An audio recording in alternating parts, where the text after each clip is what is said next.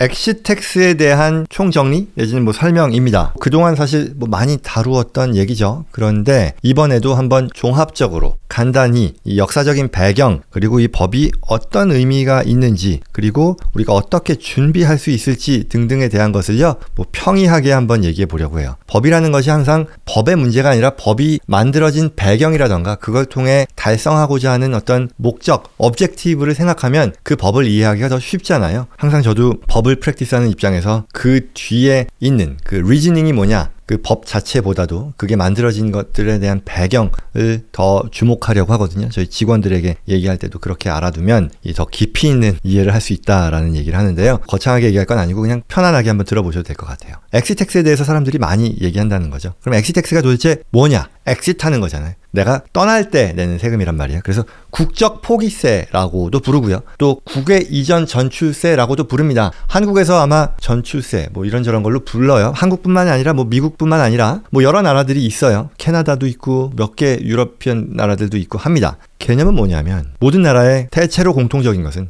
국적을 포기할 때 또는 신분을 포기할 때 부과하는 세금이다라는 얘기예요. 미국 같은 경우는 영주권자와 시민권자에 적용이 될 텐데요. 그리고 이 내용은요, 미국에도 있고 한국에도 있고 딴 나라들에도 있다. 당신이 이 나라 국민이라는 것을 더 이상 포기하고 떠나면 세금 부과할 거예요. 세금을 어떻게 부과하는지는 뒤에 얘기할 건데 일단 그 내용이에요. 그래서 간단한 설명이에요. 당신이 국적을 포기하면 미국 국적 포기세, 엑시트 텍스 얘기하는 거예요. 국적을 포기하면 이거는 뭐 영주권까지 포함해서요. 미국인으로서 1번 벌어들인 소득은 또는 자산가치, 당신이 보유한 자산가치의 증가는요, 비록 실현되지 않았더라도, 비록 팔지 않았더라도 마치 실현된 것으로 간주해서 3번 과세하겠다라는 그런 얘기예요. 예를 들어 뭐가 있을까요? 가치가 오른 부동산, 주식 이런 거 있잖아요. 내가 가지고 있었는데 안 팔았어요. 내가 100만 불에 주고 산 부동산이 있는데 이게 1000만 불이 됐단 말이에요. 그러면 이거 안 팔았으니까 아직은 나 양도세 안 낼 텐데, 당신이 만약에 국적을 포기하면, 미국 신분을 포기하면 마치 이거 판 것으로 간주해서 그 양도 차익에 대해서 과세하겠다라는 그런 얘기인 거예요.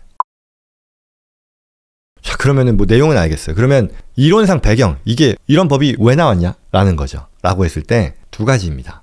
American Privilege, 그리고 미국인의 과세 의무인데, 미국인의 과세 의무는 뭐냐면 월드와이드 인컴 텍스예요. 어디에서 당신이 돈을 벌건 간에 미국 정부는 과세할 권한이 있습니다. 왜? 당신이 미국 사람이니까. 이거를 좀 풀어서 더 얘기를 하자면요, 엑시트 텍스. 내가 열심히 해서 돈을 벌었는데 또는 자산 가치를 이렇게 올릴 수 있었는데, 이건 당신이 미국인이었기 때문에 그 덕분에 그만큼의 자산 증가 또는 소득을 달성했으니 그에 대해서만큼은 네가 세금을 내야만 포기하게 해주겠다라는 그런 얘기인 거죠. 미국인이라고 하는 프리빌리지, 미국인이라고 하는 특권으로부터 비롯된 자산 가치의 상승이다. 고마운 줄 알아라. 그거 국가에다가 합당한 수준의 세금을 내야 한다라는 그런 얘기인 거예요. 그리고 그 재산이 어디 있건 간에 무관하게 사실 너는 그거 팔면 미국 사람이었을 때 세금 부과 받았을 테니 그거 세금 내라는 얘기죠. 그러니 월드와이드 에셋이에요. 내가 미국 신분을 포기하면 그 시점에 내가 가지고 있는 자산에 대해서 시가평가하겠다는 얘기죠. 그리고 시가평가에 대해서 마치 판매된 양도소득으로 간주해서 그에 대해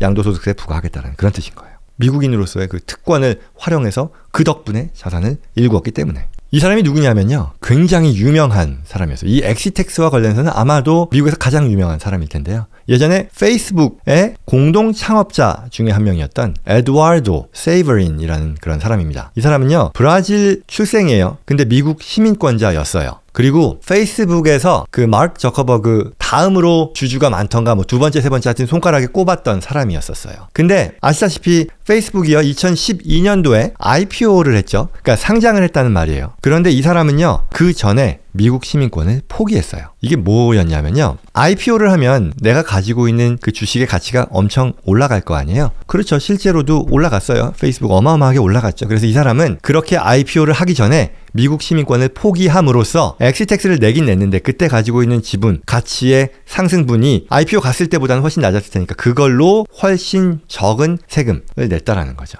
그래서 여기서 당시에 나왔던 뉴스가요, 페이스북의 코파운더가 지금은 living large in Singapore 이죠? 그리고 600 million에 달하는 세금을 줄였을 것으로 예상된다라는 그런 얘기가 있었고요. 페이스북의 코파운더 에드와르도 세이버린이 most famous American, 가장 유명한 아메리칸이 됐다. 시티즌십을 포기한, 리나운스한. 왜? IRS의 어떤 컴플라이언스 때문에 세금을 줄이기 위해서 이렇게 했다니 엑시텍스를 최소화하기 위해서라고 표현하는 게 맞겠죠. IPO 하기 직전에 US 시티즌십을 포기했다 라는 그런 기사들이 쭈르르륵 나왔었어요. 그래서 이건 잘했네 못했네 이게 아주 비애국적이네부터 시작해서 아주 굉장히 똑똑했네라는 그런 뭐 의견 뭐 여러 가지가 있었는데 아무튼 엑시텍스와 관련된 굉장히 유명했던 사례를 말씀드리는 겁니다.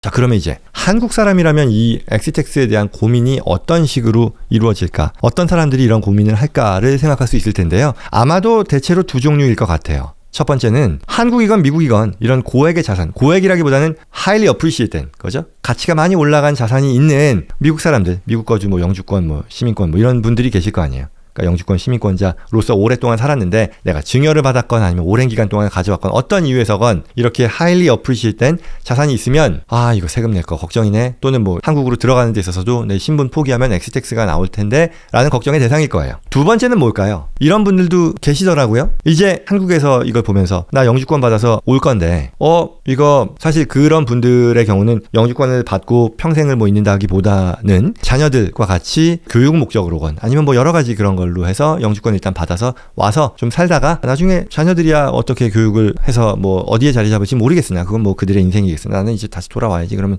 영주권 그렇게 오랫동안 갖지는 않고 최종적으로는 포기할 텐데 그런데 이거 엑시텍스라는 게 있다는데 걱정되는 뭐 이런 케이스들이 있을 거란 말이에요. 그래서 어떤 사례가 최근에 있었냐면요. 누가 어떤 게시판에 글을 쓰면서 이런 얘기를 했더라고요. 미국 영주권과 시민권을 취득하면 새로운 좀 겁주는 그런 얘기인데 새로운 납세 의무가 생기고 이를 회피하기 위해 시민권 영주권을 포기하려 해도 국적 포기세라고 하는 엄청난 세금을 내야 한다. 강남에 큰 자산을 보유하고 섣불리 미 영주권 취득했다가 여러 가지 세금 문제로 골치 아파서 영주권을 포기하려다가 이런 어마어마한 규정이 신설된 것을 알고 한국 내 자산을 감추고 몰래 불법으로 영주권을 포기해요. 어떤 얘기인지 모르겠으나 뭐 등등등 했는데 아시다시피 미국이라는 나라는 사후에 이걸 알게 되었을 때 그냥 넘어가지 않는다. 국적 포기세를 내지 않고 영주권 포기하는 것을 성공할 수는 있겠지만 다시는 미국에 평생 가지 않는 게 좋겠다. 어느 날 갑자기 체포구금되어 세금과 페널티, 이하 생략. 그러니까 우려하는 거죠. 이게 제가 알기로 이 미국에 이주하려는 그런 사람들 이 이제 뭐 이런저런 질문을 주고받는 그런 내용이었던 걸로 아는데요. 거기서 이제 이런 의견이 나왔다는 거죠. 엑시텍스 무시무시하더라. 자, 여기까지 따지고 보면 배경이에요. 이제부터 얘기를 하는 겁니다. 엑시텍스의 내용을 이제 한번 이러한 배경 하에서 설명을 드려볼게요. 엑시텍스는 그러면 누구에게 적용이 되는 거냐라고 생각할 수 있잖아요. 모두가 국적을 포기하면 다 적용되느냐? 아니라는 거예요. 그게 첫 번째예요. 누구에게 적용이 되냐면요. covered expat이라는 사람들에게만 적용이 됩니다. 그러면 covered expat이 뭐냐를 당연히 알아야겠죠. 조건은 두 가지예요. 요거 둘 다 만족하면 covered expat이에요. 조건 넘버 1은요. 시민권자이거나 8년 이상 영주권을 보유한 사람을 말해요. 정확하게는 뭐 직전 15년에서 8년 이상. 근데 대체로 뭐 8년 이상이라고만 봐도 되겠죠. 이게 둘 중에 하나를 충족하면 조건 넘버 1을 충족하게 되는 거고요. 조건 넘버 2는요. 요 세 개 중에 하나를 충족하면 또 충족이 되는 건데 가장 많이 우려하는 거는 사실 순자산 200만 불 이상이에요. 세 가지가 있는데 첫째는 순자산이 200만 불 이상인 경우 또는 소득세, 연방소득세의 5년 평균 그 금액이 20만 불 이상인 경우 그리고 세 번째는 5년 내에 납세 의무를 충실히 이행했다라는 것을 certify 못하는 경우 그러니까 뭐 말을 바꿨습니다만 5년 내에 납세 의무를 제대로 안 한 사람일 텐데 요 셋 중에 하나가 해당이 되면 이 조건 2를 만족한다는 거죠. 근데 대체로요 여기서 뭐 이 세 번째에 되는 경우는 뭐 사실 없고요. 그렇죠? 그리고 소득세를 5년 평균 20만 불 이상 냈다는 얘기는요 굉장히 고소득자잖아요. 밀리언 넘게 버는 거죠. 당연히 뭐 또는 뭐 하여튼 굉장히 몇십만 불 50만 불 이상 이렇게 버는 사람 annually 버는 사람이니까 그러면 당연히 순자산 200만 불이 넘을 거잖아요. 그러니 2번 3번은 실질적으로는 의미가 없고 순자산 200만 불 이상인 것이 이 조건 2에 있어서 가장 중요한 평가 기준이 됩니다. 대체로. 그래서 우리가 쉽게 얘기할 때는 covered expat이 되는 것은 요 시민권 또는 8년 이상 영주권자로서 순자산이 200만 불 이상이면 엑시텍스에 적용을 받는 covered expat이 된다라고 얘기를 해요. 그러면 적용이 되는 대상이라고 쳐요. 그럼 이제 뭐냐는 거죠. 무조건 내가 covered expat이 되면 세금 폭탄인가? 아닌가? 인 거예요. 그러면 그 내용이 뭐냐는 거예요. 내용은요. 두 가지가 있어요. 소득세가 있고요. 증여상속세가 있어요.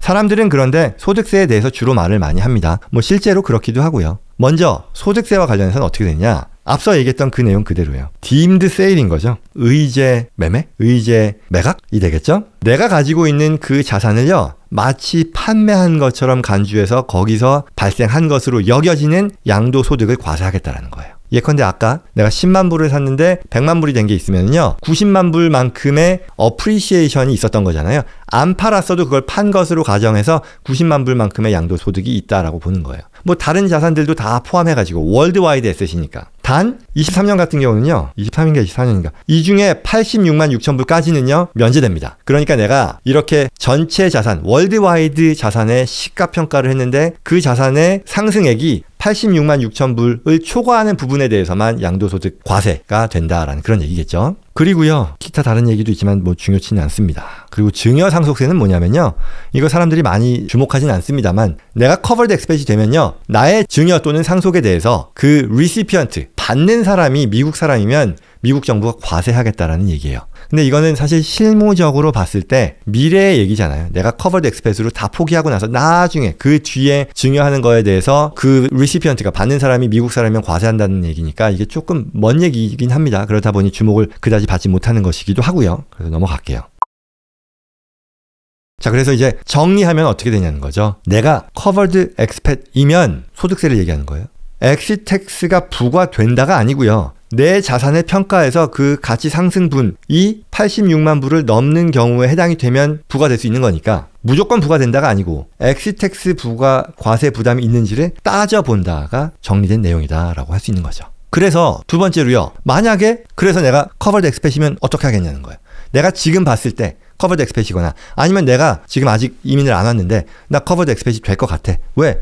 얘기했던 것처럼 8년 이상 또는 뭐 영주권자 또는 시민권자이면서 순자산이 나는 200만 불 이상일 것 같아 라고 하면 커버드 엑스펫이 되잖아요. 그랬을 때는 어떤 플래닝 아이디어가 있겠느냐, 어떻게 우리가 고려할 수 있겠느냐라는 거예요. 무조건 내가 엑스텍스를 부담해야 되느냐라는 것이 아니라 커버드 엑스펫을 벗어날 수 있을지를 따져볼 수 있다는 얘기예요. 아까 얘기했던 것처럼 순자산이 200만 불이라는 것이 주요 조건이었잖아요. 만약에 내가 가진 자산의 규모를 200만 불 이상에서 이하로 만들 수 있다면 그렇게 할 수 있는 방법이 뭐가 있을까요? 있거든요. 직접 증여하는 것도 물론이겠거니와 물론 그거는 엑시텍스 규정상 포기하기 전에 3년 프레임보다 그 전에 진행해야 된다는 건 있는데요. 또는 트러스트를 만드는 것도 방법입니다. 더 자세한 얘기는 뭐 이 자리에서는 안 하겠습니다만. 그리고 8년 이상의 영주권 피리어드가 필요하잖아요. 근데 만약에 내가 8년 이하로 만들 수 있는 방법이 있다면 8년이 되지 않도록 만들 수 있거든요. 그렇게 한다면 나는 커버드 엑스펫이라는 그 조건을 벗어날 수도 있다는 거죠. 그리고 이렇게 했는데 커버드 엑스펫이 됐어요. 됐으면 첫 고개가 넘어간 거지만 그렇다고 해서 내가 무조건 과세된다가 아니라 그랬잖아요. 커버드 엑스펫이 됐음에도 불구하고 엑시트 텍스 과세 부담이 없게 할 수 있지 않을까? 라는 고민도 할 수 있을 거예요. 뭐냐, 아까 얘기했었던 거 대표적인 거는 나의 시가평가에 있어서 이 자산가치 상승이라는 것을 86만 6천 언더로 만들 수 있지 않겠느냐라는 거죠. 나의 해당 자산의 그 말은 이어지는 건데 이 시가평가 대상 자산이 아닌 것으로 나의 자산의 포트폴리오를 바꿀 수 있거든요. 그렇게 한다면 역시 엑시텍스 과세 부담을 피할 수 있을 것이고요. 또한 뭐 비슷한 얘기긴 하겠지만 내가 가진 자산에 있어서 엑시텍스 부과되는 이 영주권 포기 이전 단계에 그 해당 자산들이 나의 자산들의 포트폴리오에서 미실현 이익이 없도록 만들어줄 수 있다면 그렇다면 역시 엑시텍스는 나의 걱정거리가 아닌 게 되겠다라는 거죠. 그래서 결론은요. 방법은 있다예요. 방법은 많이 있다. 그래서 아마도 적용되지 않게 준비할 수 있을 것이다. 단 중요한 것은 미리 계획하고 준비하는 것이 필요하다라는 그런 얘기를 드립니다. 다시 한번 앞서 얘기했었던 그 사례를 좀 보면서 얘기를 할게요. 영주권, 시민권 취득 시 새로운 납세 의무가 생기는 것이고 그렇죠. 이를 회피하기 위해 시민권, 영주권을 포기하려도 이걸 회피하기 위해 포기하는 건지는 모르겠습니다만 국적 포기세라는 세금을 내야 한다. 국적 포기세에 적용을 받을 수도 있고 아닐 수도 있다. 내가 커버드 엑스펫이냐 아니냐에 따라 또는 내가 커버드 엑스펫이라 하더라도 내가 가진 자산의 시가평가에 따라 어프리시에이트 된 그런 밸류가 적용이 되거나 안 되거나에 따라 세금을 낼 수도 있고 아닐 수도 있고 그래서 강남에 큰 자산을 보유하고 섣불리 영주권 취득했다가 여러 세금 문제로 영주권 포기하려다가 이런 어마어마한 규정이 신설된 것을 알고 한국 내 자산을 감추고 몰래 이거는 뭐 제가 얘기할 성격은 아닌 것 같아요. 영주권 포기, 국적 포기세를 내지 않고 영주권 포기하는 것을 성공할 수는 있지 않겠지만 이분이 의미한 것은 불법적으로 안 했다라는 걸 텐데요. 제가 앞서 계속 얘기하는 것은 플랜 어헤드 하고 대비함으로써 그런 것들을 합법적으로 미리 내가 국적 포기세가 나오지 않도록 할 수 있다라는 그런 얘기죠.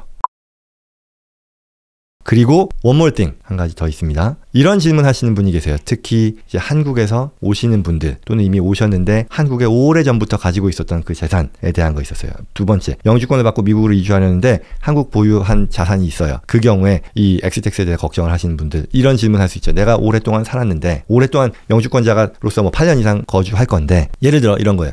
10억 이라고 하죠. 10억짜리 부동산이에요. 10억 주고 샀어요. 근데 이게 지금은 30억이 됐어요. 30억이 됐는데 난 지금 팔고 싶지 않아요. 난 영주권 받고 지금 들어온단 말이죠. 그리고 나서 내가 나중에 파는데 이게 100억이 된다라고 칠게요. 그러면 그때 돼서는 이건 뭐 사실은 행복한 고민이긴 한데 엑시텍스 걱정할 수 있잖아요. 그러면 10억을 주고 내가 오래전에 샀는데 지금은 30억이 됐다는 거죠. 그쵸? 내가 언제? 영주권 받을 때. 그리고 나중에 내가 엑시텍스를 부과받는 그런 상황으로 가정을 하는 거예요. 그랬을 때 이게 30억에서 100억으로 늘었으면 우리가 궁금한 건 이거잖아요. 엑시텍스의 부과 대상 가치, 양도소득이 100억 마이너스 10억이냐 아니면 100억 마이너스 30억이냐가 있잖아요. 100억 마이너스 30억입니다. 엑시텍스에 관련해서는요. 뭐 다행이라면 다행인 거죠. 그래서 그게 70억에 대해서 엑시텍스가 한정된다. 뭐 이건 가끔씩 궁금해 하시는 분들이 계시다 보니 그걸 말씀드리는 거고요. 근데 이것도 하나 더 나아가서 이것도 있죠. 내가 정말로 자산을 파는 데 있어서도 이게 70억만큼만 양도소득으로 만들고 싶다. 내가 10억으로 샀지만 그때는 나 영주권자도 아니고 아무것도 아니고 내 영주권 받았을 때 이거 30억짜리였는데 그러면 최소한 내 원가를 30억으로 인정받아야 되지 않겠느냐라고 생각할 수도 있는데요. 미국 세법의 기본법은 그렇지 않거든요. 그런데 우리가 그렇게 만들 수 있다. 그게 뭐였냐면 영주권을 받고 미국으로 이주하려는 분들이 반드시 숙지하고 대비해 놓아야 하는 프리이미그레이션 플래닝이라는 게 있었어요. 그래서 요게 이제 5가지가 있었으니까요. 요거는 꼭 여기에 해당되시는 분들은 보시면 좋겠습니다. 그래서 오늘 뭐 또 이것도 긴 시간 동안 이 엑시텍스의 역사적인 배경, 내용, 적용 범위, 어떻게 우리가 대비할 수 있는지에 대한 얘기 나눠봤습니다.